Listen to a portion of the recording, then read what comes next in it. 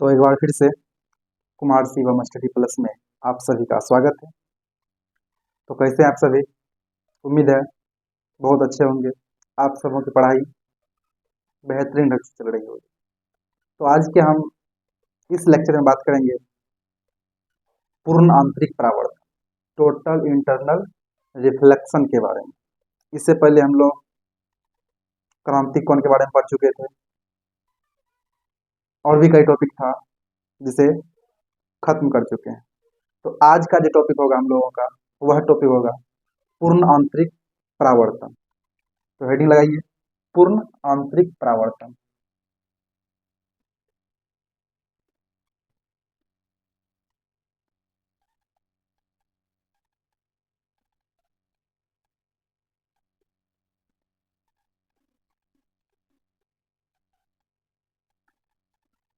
पूर्ण आंतरिक परावर्तन इंग्लिश में लिख लीजिएगा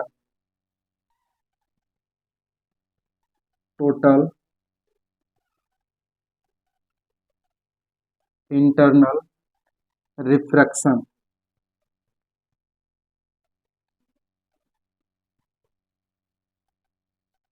टोटल इंटरनल रिफ्लेक्शन, तो शॉर्ट में इसको TIR भी कह सकते हैं। टोटल इंटरनल रिफ्लेक्शन को शॉर्ट में हम TIR भी कह सकते हैं। ठीक है, तो आज हम पूर्ण आंतरिक परावर्तन के बारे में बात करेंगे और यदि टाइम बचे तो उसमें हम हीरा के बारे में बात करेंगे। हीरा चमकता क्यों? हीरा चमकने की वजह का कारण क्या है? हीरा क्यों चमकता है? ठीक है, हम उस चीजों के बारे में हम बात करने वाले हैं। ठीक, तो चलिए स्टार्ट कर रहे हैं। पूर्ण आंतरिक परावर्तन क्या होता है? पूर्ण आंतरिक परावर्तन क्या होता है? पूर्ण आंतरिक परावर्तन समझने से पहले आप सभी को क्रांतिक कोण, क्रिटिकल एंगल पूरा क्लियर होना जरूरी है। यदि आप सभी का क्रांतिक कोण अच्छी तरह से क्लियर है तो उम्मीद है कि आप ये इस चीज को आसानी से समझ आएंगे, समझने में कोई दिक्कत नहीं होगा। जो क्रांतिक कोण का वीडियो नहीं देखे हैं, जैसे पीछे क्लास में हम क्रांतिक कोण के बारे में बहुत ही अच्छे तरह से पढ़ाए हैं, तो उसको जाके देखिए और उसके बाद पूर्ण आंतरिक परावर्तन पढ़िएगा, बेहतर ढंग से समझ में आएगा। ठीक है, तो चलिए हम बात कर रहे हैं पूर्ण आंतरिक परावर्तन, टोटल इंटरनल रिफ्लेक्शन के बारे में। टोटल इंटरनल रिफ्लेक्शन होता क्या है, इस चीजों को हम लोग समझेंगे। देखिए, चलिए नीचे का माध्यम मान लेते हैं सघन है, ऊपर माध्यम आपका क्या है? विरल है। नीचे का माध्यम सघन, ऊपर का माध्यम क्या है? विरल माध्यम है। ठीक, ध्यान दीजिएगा। एक बात हम फिर से रिकॉल करवा रहे हैं क्रांतिक कोण को। क्रांतिक कोण में क्या बताए थे कि प्रकाश किरण क्या हो रहा था, सघन माध्यम से विरल माध्यम में जा रहा है। ठीक है, प्रकाश किरण सघन माध्यम से विरल माध्यम प्रवेश कर रही थी। तो आपतन कोण का मान, मतलब जब अपवर्तन कोण का मान क्या होता था, 90 डिग्री होता था, तो उसी का जो आपतन कोण बन रहा था ना, वही आपतन कोण क्या कहलाता था? आपका क्रांतिक कोण कहलाता था। कहने का मतलब है, जैसे मान लेते हैं, चलिए अभिलंब डाल देते हैं पहले हम, अपने सुविधा के लिए हम अभिलंब को पहले डाल दे रहे हैं। ठीक है, डाल दिए। अब चलिए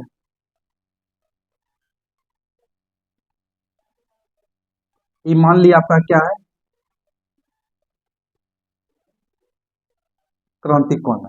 आई जो है मतलब प्रकाश आने वाली किरण क्या कहते हैं हम लोग? आपतित किरण कहते हैं। और ये आपतित किरण जो है ना क्रांतिक कोण को बराबर है। क्यों बराबर है? क्योंकि इसका जो ये आपतन कोण हो गया, इसका जो अपवर्तन कोण जो है, ये अपवर्तन कोण का जो मान होगा यहाँ पे, अपवर्तन कोण ऐसे चल जाएगा। अपवर्तन कोण का मान क्या होता है? जब 90 डिग्री होता है, कितना? जब 90 डिग्री होता है, तो उसी का जो आपतन कोण होता है वही क्या कहलाता है? आपका क्रांतिक कोण कहलाता है। ठीक है, देखिए अभी प्रकाश प्रकाश यहाँ से आ रही है, मतलब अभी आपतन कोण का मान इतना टका है, इतना सा है। आपतन कोण का मान इतना सा है, तो अपवर्तन कोण कहाँ पे है? इस जगह पे। पूरा दोनों सतह को जो अलग करने वाली सतह जो है, दोनों माध्यम को अलग करने वाली जो सतह है, सतह पे सट के जा रहा है। कौन सी? अपवर्तित किरण जा रही है ना।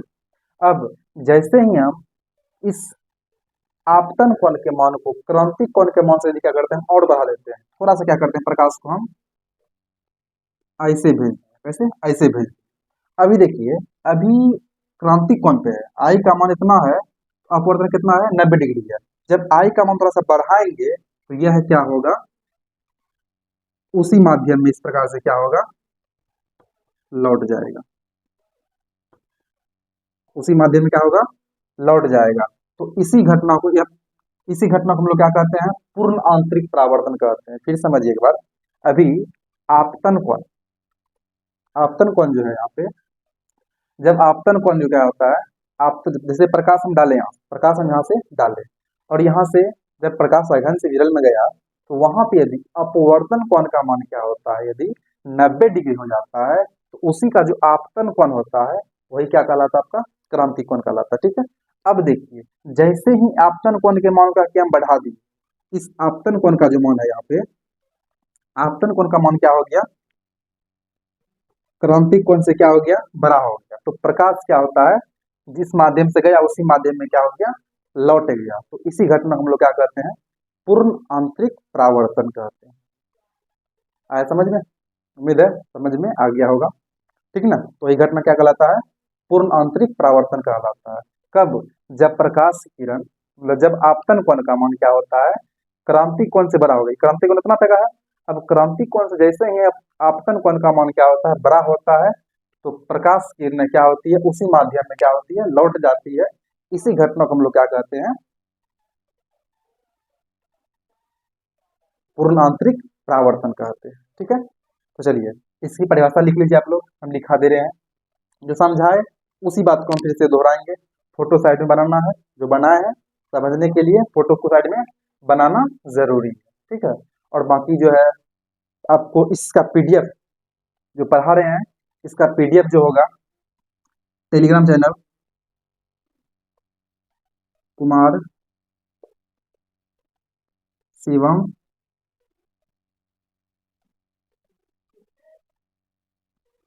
स्टडी प्लस उपलब्ध है, हो जाएगा। इसे हम पढ़ाएंगे, पढ़ाने के बाद इसे वीडियो अपलोड होगा, वीडियो अपलोड होने के जस्ट बाद क्या होगा, Telegram channel Kumar Shivam study plus पे इसका पीडीएफ हम प्रोवाइड करवा देते हैं, तो आसानी से आप वहां से जाके इसको साफ साफ लिख सकते हैं। ठीक है, फिलहाल साथ ही साथ बनाइए पीडीएफ, या फिर से जब फिर बनाने लगिए तो उस पीडीएफ का हेल्प लिया कीजिए, ताकि जो भी डाउट, जो भी कुछ छूटा हो तो वहां से रिकॉल हो जाए। ठीक है, तो चलिए परिभाषा लिखिएगा इसका, पूर्ण आंतरिक परावर्तन का परिभाषा लिखिएगा। जब जब प्रकाश की किरण, पूर्ण आंतरिक परावर्तन है, इसका परिभाषा लिखिएगा। जब प्रकाश किरण सघन माध्यम में, जब प्रकाश किरण सघन माध्यम में, जब प्रकाश किरण सघन माध्यम में क्रांतिक कोण से अधिक कोण पर, जब प्रकाश किरण सघन माध्यम में क्रांतिक कोण से अधिक कोण पर, क्रांतिक कोण से अधिक कोण पर आपतित होती है, अधिक कोण पर आपतित होती है, तो वही आपतित होती है, तो वह तो वह उसी माध्यम में क्या होता है, लौट जाता है। तो वह उसी माध्यम में लौट जाता है। इसी घटना को हम प्रकाश का पूर्ण आंतरिक परावर्तन कहते हैं। तो इसी घटना को क्या कहते हैं, प्रकाश का पूर्ण आंतरिक परावर्तन कहते हैं। एक बार फिर से मिला लीजिएगा। जब प्रकाश की किरण, जब प्रकाश की किरण क्या होता है, लिखते रहिएगा। जब प्रकाश की किरण सघन माध्यम से विरल माध्यम में प्रवेश करती है, सघन माध्यम से विरल माध्यम में प्रवेश करती है, तो क्रांतिक कोण से अधिक कोण पर, क्रांतिक कोण ही है, क्रांतिक कोण से अधिक पे जब आपतित होती है, क्रांतिक कोण से अधिक पे जब आपतित होती है, तो वह उसी माध्यम में, तो वह उसी माध्यम में लौट जाती है। तो इसी घटना को हम लोग प्रकाश का पूर्ण आंतरिक परावर्तन कहते हैं। तो इसी को हम प्रकाश का पूर्ण आंतरिक परावर्तन कहते हैं।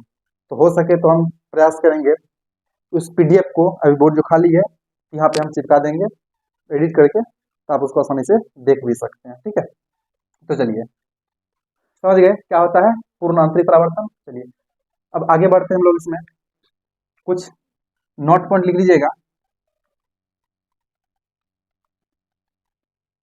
नॉट, नॉट पॉइंट एक में लिखेगा, नॉट पॉइंट एक में लिखेगा, यह केवल सघन माध्यम में होता है, या ऐसे लिख सकते हैं, नॉट,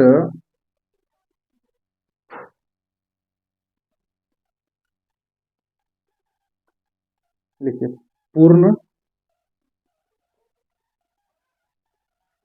आंतरिक परावर्तन के आवश्यक शर्त, पूर्ण आंतरिक परावर्तन का आवश्यक शर्त। तो नंबर एक में लिखेगा, नंबर एक में लिखना है, यह केवल सघन माध्यम में होता है, यह केवल सघन माध्यम में होता है। एक में यह केवल सघन माध्यम में होता है, लिख लिया। दूसरा पॉइंट लिखिए, दूसरा लिखिएगा, दूसरा नंबर में आपतन कोण का मान क्रांतिक कोण से अधिक होना चाहिए। यहाँ पे हर हमेशा जो होगा, इस आपतन कोण का जो मान होगा, आई का मान जो होगा, क्रांतिक कोण से क्या होगा, अधिक होना चाहिए, तभी क्या होगा, पूर्ण आंतरिक परावर्तन होगा। कब, जब आपतन कोण का मान क्रांतिक कोण से अधिक होता है, तभी वहां पे पूर्ण आंतरिक परावर्तन हो सकता है, अन्यथा पूर्ण आंतरिक परावर्तन नहीं होगा। ठीक है, अन्यथा पूर्ण आंतरिक परावर्तन संभव नहीं है। अब तीसरा पॉइंट लिखिएगा, दूसरा पॉइंट क्या हो गया, आपतन कोण का मान क्रांतिक कोण से अधिक होना चाहिए। अब तीसरा पॉइंट में लिखिएगा आप लोग, यहाँ तीसरा पॉइंट क्या होता है, पूर्ण आंतरिक परावर्तन घटना में, देखिए पूर्ण आंतरिक परावर्तन, देखिए प्रकाश बताए थे, प्रकाश एक प्रकार की ऊर्जा है, प्रकाश एक प्रकार की ऊर्जा है। पूर्ण आंतरिक परावर्तन में क्या होता है, जो जिस ऊर्जा से प्रकाश इधर से अब जाती है, जिस ऊर्जा से प्रकाश इधर से जाती है, उसका कोई भी कोई भी ऊर्जा वहां पे खत्म नहीं होता है।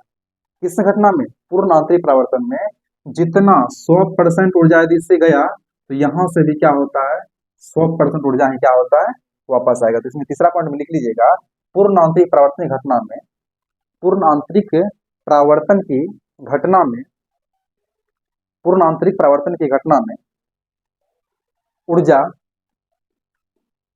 100% परावर्तित होकर, ऊर्जा 100% परावर्तित होकर, ऊर्जा 100% परावर्तित होकर, 100% परावर्तित होकर वापस लौट आती है, वापस लौट आती है, अर्थात किसी प्रकार की ऊर्जा का ह्रासमेंट या खपत नहीं होता है। ये था मुख्य 3 पॉइंट है, और आपको जो नोट्स मिल रहा है उसमें सब कुछ लिखा हुआ है, उसको आप एक बार देख लीजिए। 3 पॉइंट लिखे हैं, 3 पॉइंट काफी है एग्जाम के लिए। आपके एग्जाम में 2 नंबर के लिए पूछा जा सकता है कि पूर्ण आंतरिक परावर्तन क्या है, इसके आवश्यक शर्तों को लिखिए। तो लिखा दी पूर्ण आंतरिक परावर्तन क्या है, पूर्ण आंतरिक परावर्तन क्या है लिख लिए ना, अब उसकी शर्त क्या है वो भी लिख लिए, आराम से आपको 2 नंबर का है, 2 नंबर आराम से आपको मिल जाएगा। ठीक है, तो चलिए, तो अगला हेडिंग लगाइए, पूर्ण आंतरिक परावर्तन के उदाहरण, पूर्ण आंतरिक परावर्तन के कुछ उदाहरण, हेडिंग लगाइएगा।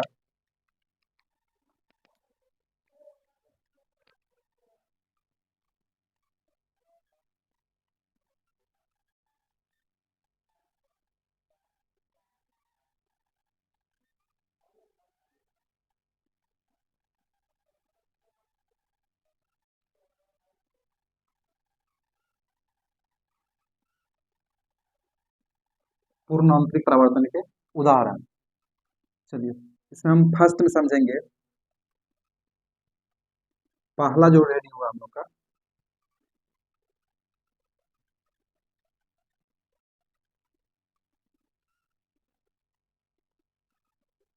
हीरे का चमकना, हीरे का चमकना, हीरा चमकता क्यों, आप सब हीरा देखे होंगे, सभी हीरा को तो जरूर देखे होंगे, लेकिन हीरा, असली हीरा तो उम्मीद है नहीं देखे होंगे, लेकिन अक्सर देखे होंगे कि बहुत लड़का, लड़का तो बहुत कम, लड़की भी क्या होती है बहुत ज्यादा पहनती है, मतलब इस प्रकार से देखे होंगे,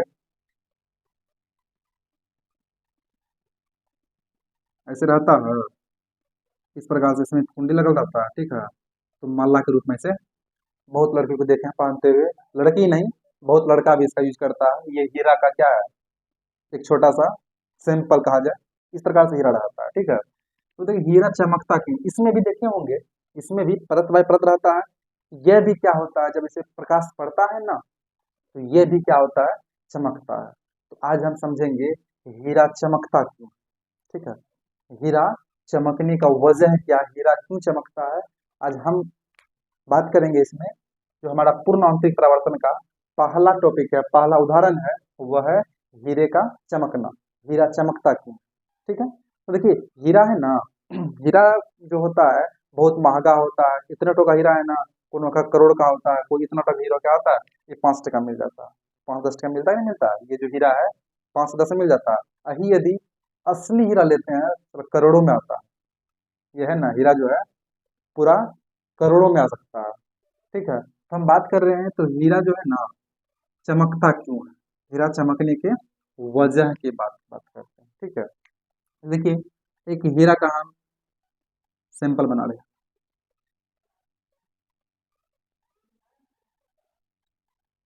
चलिए मान लेते हैं ये क्या है, हीरा है। ये क्या है, हीरा है। यहाँ क्या करना है, हमको पूर्ण आंतरिक परावर्तन करवाना है। आप सभी को पता होगा हीरे का जो क्रांतिक कोण है ना, वह क्या होगा, 24 डिग्री के आसपास है। हीरे का क्रांतिक कोण क्या होता है, 24 डिग्री के आसपास है, जो बहुत ही कम है। बहुत ही क्या है, कम है। क्रांतिक कोण 24 डिग्री जो है ना, बहुत ही क्या है, कम है। अब देखिए पूर्ण आंतरिक परावर्तन कब होता है, पूर्ण आंतरिक परावर्तन कब होता है, जब आपतन कोण का मान इससे क्या होता है, बढ़ जाता है। यहाँ क्या होता है, जैसे मान लेते हैं प्रकाश यहाँ से ऐसे आपतित हुआ, ऐसे स्थापित हुआ, यहाँ पे डालेंगे क्या,